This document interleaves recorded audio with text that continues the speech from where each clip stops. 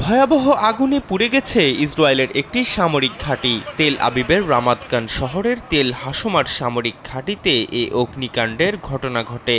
ঘটনার পরপরই দমকল বাহিনীর অন্তত ২৮টি দল আগুন নেভাতে কাজ করছে বলে টাইমস অব ইসরায়েলের এক প্রতিবেদনে বলা হয়। ইসরায়েলি গণমাধ্যমগুলো জানায়, তেল হাসোমার সামরিক ঘাঁটিটি বিভিন্ন ধরনের সামরিক সরঞ্জাম ও অস্ত্র মজুদের জন্য নির্ধারিত ছিল। কিভাবে ঘাঁটিটিতে আগুন লাগলো সে ব্যাপারে এখন পর্যন্ত কিছুই জানা যায়নি।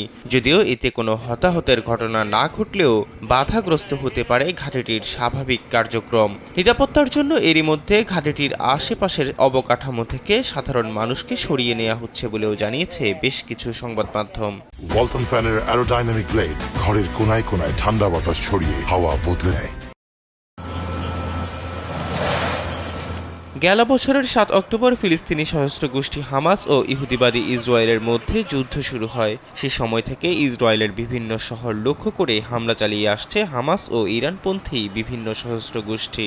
তবে তেল আবিবের এই ঘাঁটিতে অগ্নিকাণ্ডের সঙ্গে হামাসের কোনো সংশ্লিষ্টতা থাকার সম্ভাবনা কম বলে মনে করা হচ্ছে, কারণ ইসরায়েলের এসব ঘাঁটি শক্তিশালী আকাশ প্রতিরক্ষা ব্যবস্থা দিয়ে সুরক্ষিত।